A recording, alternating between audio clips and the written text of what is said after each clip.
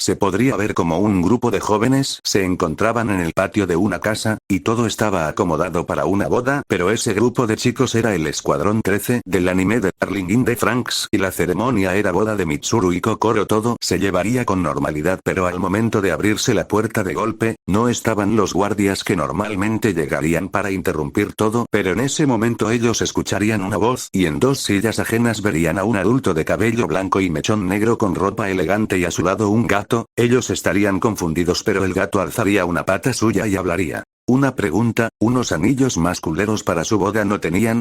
Al oírme, Al hablaría. Oye, no seas grosero con ellos. Son aún niños. Yo qué culpa, parece que envolvieron unos alambres para hacer esas porquerías. Al solo se enojaría más. Sabes muy bien que ellos no saben casi nada de eso. Yo solo soltaría un bufido. Los humanos y su amor, por eso prefiero la soledad. Él me daría un zape y vería al Escuadrón 13. Perdónenlo, no tiene filtros al hablar, y por cierto, felicidades por el bebé. Antes de que pudieran decir algo, todos o bueno casi todos serían enviados a una sala de cine, junto a Sunana y el Dr. Franxx, así nos verían. Voy con las otras, no seas grosero con ellos, ¿oíste, animal? Yo solo lo vería. Bueno. Así me acercaría a Zerotu y tocaría su frente, y no solo ella sino que todos verían los acontecimientos a futuro, y como Zerotu y Hiro al final se sacrificarían y renacerían en el futuro. Todos estarían procesando toda la información.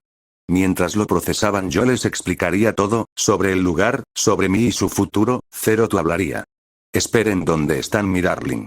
Todos notarían que Hiro no estaba.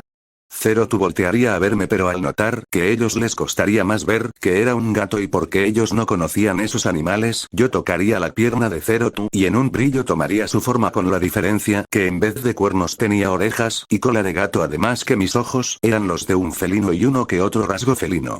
Así hablaría. ¿Por qué tengo tanta hambre?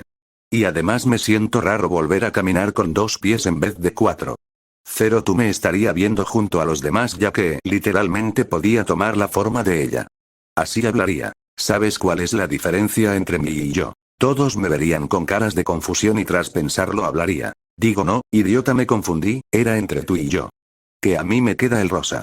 Zerotu me vería con confusión. Olvídalo, no entenderían las referencias. Zerotu me tomaría de los hombros. Déjate de juegos, ¿dónde está mi darling? Bueno, pues hora de explicarles que tras la batalla final contra Birm, la alma de Hiro y la tuya se desvanecieron entre las estrellas, prometiendo reencontrarse en otra vida. Pero antes de su renacimiento en el futuro, el alma de Hiro despitó en un universo diferente. Uno donde los monstruos no vienen del cielo, sino del mar, y una vez más tendrá que repetir el ciclo eterno de guerra entre la humanidad y monstruos.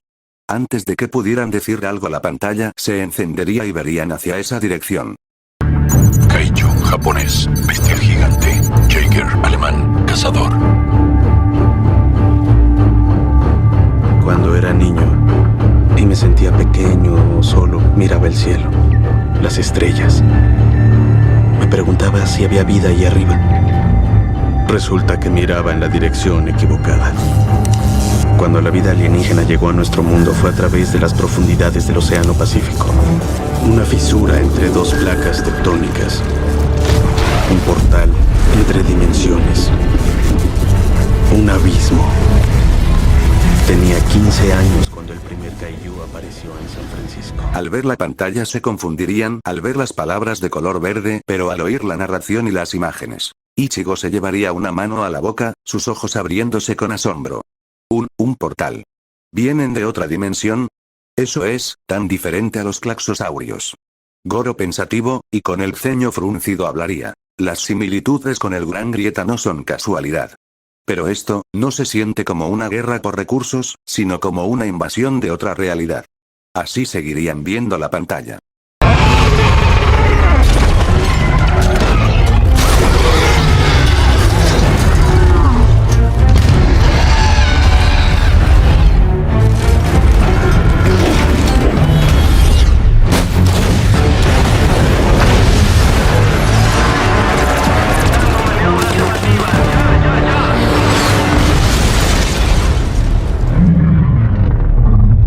Los tanques, los misiles y los jets lo derribaron 6 días y 56 kilómetros después. 3 ciudades quedaron en ruinas. Y se perdieron decenas de miles de vidas.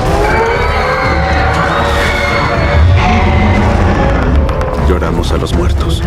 Se conmemoró el ataque. Y continuamos. Al ver la pantalla y cómo el kaiju destruía todo un puente, Miku mientras se aferra a Zoro me hablaría. Es terrible. En nuestro tiempo, al menos teníamos los Franks y el refugio de las plantaciones, pero aquí, al principio, no tenían nada. Solo podían atacarlo con lo que tenían y por lo que parece ellos aún no creaban a sus Franks. Al seguir viendo la pantalla el rostro de todos era de impotencia al ver cómo la gente huía esperando a que ese kaiju no los matara. Así Goro apenado hablaría. La desesperación en los rostros de la gente que huye, la sensación de que no hay un lugar seguro. Eso es lo peor. Recuerdo esa mirada en los rostros de los adultos en las plantaciones cuando los claxosaurios más grandes atravesaban los escudos. El Dr. Franks con sus ojos están fijos en la pantalla, su voz es grave y cargada de un recuerdo amargo hablaría. Recuerdo el viejo mundo de nuestro universo. No había claxosaurios entonces. Pero el colapso fue igualmente catastrófico. La humanidad no supo qué hacer ante la subida de los océanos, ante la escasez de recursos, ante la contaminación tóxica que nosotros mismos creamos. Estábamos perdidos.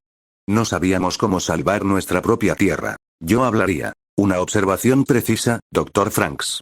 El pánico inicial en este universo es el pánico de cualquier civilización avanzada que pierde de pronto el control de su propia realidad. Así seguirían viendo con impotencia la destrucción y como tuvieron que pasar 6 días para lograr matar a esa cosa. Así Ichigo con voz tensa, mirándome hablaría. ¿Ese abismo es similar a nuestra gran grieta, la fuente de los claxosaurios? Así yo la vería. La función es similar, sin embargo, el abismo en ese universo es estrictamente geológico y extradimensional, un puente de una realidad a otra. Vuestros claxosaurios eran parte del ciclo vital de vuestro planeta. Estos kaiju son invasores, creados por una inteligencia que busca colonizar o erradicar. Todos estarían sorprendidos, pero el Dr. Franks hablaría. ¿Esas cosas son armas? Yo asentiría. Así Goro hablaría. La escala de la destrucción, la humanidad no tenía forma de defenderse al principio. Yo lo vería y hablaría. Correcto, Goro. Sus armas convencionales no estaban preparadas para una amenaza de esta magnitud. La humanidad estaba al borde del colapso, obligada solo a la huida. Así seguirían viendo la pantalla.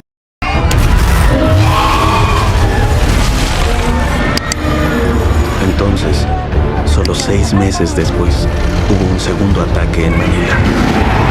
El componente ácido de la sangre del kaiju genera un fenómeno tóxico llamado azul kaiju. El tercero ocurrió en Cabo. Y luego el cuarto. Entonces nos dimos cuenta de que no se detendrían. Solo era el comienzo. Ellos verían cómo los ataques seguían y seguían, pero no solo la humanidad de ese universo se tenía que preocupar por los kaijus vivios, sino que al morir también traían consecuencias al planeta. Kokoro abrazando a Mitsuru, hablaría. Esa contaminación. Es la herida que la tierra no puede sanar. Mitsuru hablaría mientras calmaba a Kokoro. Y la gente ni siquiera puede tocarlo. Están peleando no solo contra la bestia, sino contra su propia sangre venenosa. El Dr. Franks hablaría calmado, no importa lo que hagan, al final el resultado es el mismo. Un planeta enfermo. Zero Duo hablaría. Es por eso que se necesitan los Franks. No solo para pelear, sino para proteger el mundo de ese veneno. Mi darling, su alma nunca permitirá que un mundo perezca por la desesperación. Así seguirían viendo la pantalla y como decía la narración apenas era el comienzo y los kaijus no se detendrían. Necesitábamos una nueva arma. El mundo se unió, combinó sus recursos e hizo a un lado toda rivalidad, pensando en el bien común. Para combatir monstruos, creamos nuestros propios monstruos. Entonces nació el programa Jaeger. Al ver la pantalla y oír cómo el mundo de Incidio creara sus propios monstruos y la construcción y de sus mechas, Zorome y Futoshi saltarían de sus asientos, emocionados. Eso es lo que yo llamo una respuesta. Si ellos traen monstruos, nosotros traemos nuestros propios monstruos. Mira eso. Son como un puño de metal puro. Al verlos Miku abalría. Pero, chicos, son muy toscos. Los Franks son mucho más elegantes. Parecen ladrillos gigantes con patas. Goro pensativo hablaría. Son máquinas de guerra pura, Miku. Creados para el combate y la resistencia. No tienen la necesidad de transformarse o de un factor biológico. Son tecnología militar en su máxima expresión. El Dr. Franks ajustándose las gafas, con una mezcla de crítica profesional y admiración forzada abalría. Observen la diferencia, los Jaegers son una proeza de la ingeniería tradicional. Titanio, circuitos, motores diésel / nucleares, fuerza bruta.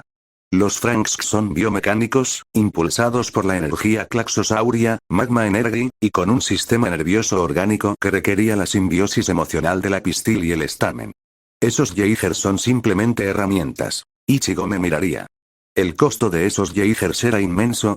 Nuestro sistema de Franks al menos era más sostenible, usando la energía del planeta. Yo la vería y le respondería. El programa Jaegers fue muy costoso en la historia de la humanidad en ese universo. Requirió la colaboración de naciones enteras y consumió presupuestos astronómicos. Era un esfuerzo desesperado, financiado por el terror a la extinción. Vuestro sistema, Ichigo, aunque cuestionable éticamente, era energéticamente más eficiente en su diseño original. Al principio hubo obstáculos. La interfaz neuronal del Jaeger era demasiado para un solo piloto. Se implementó un sistema de 2 pilotos. Un control piloto de hemisferio izquierdo y hemisferio derecho. Empezamos a ganar. Los Jaeger vencían a los Kaiju en todas partes. Los Jaeger dependían de la capacidad de los pilotos. Los pilotos se convirtieron en estrellas. El peligro se convirtió en propaganda. Los Kaiju en juguetes. Nos volvimos muy buenos para ganar.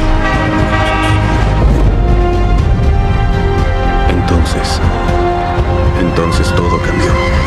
Así seguirían viendo la pantalla y los problemas que pasaron al momento de crearlos, entre ellos la carga neuronal. Mitsuru miraba la imagen del Rift y luego a Kokoro. La interfaz neuronal parece arriesgada. ¿Qué pasa si las mentes de los pilotos no son compatibles? Nosotros tuvimos problemas de rechazo al principio. Yo lo vería mientras le respondía con calma. Exige una compatibilidad casi perfecta. Un piloto debe estar dispuesto a revelar todo su ser, sus recuerdos más oscuros, a su compañero. La incompatibilidad puede llevar a la sobrecarga y la locura. Aunque forzada, aseguraba una conexión más fundamental, si bien peligrosa.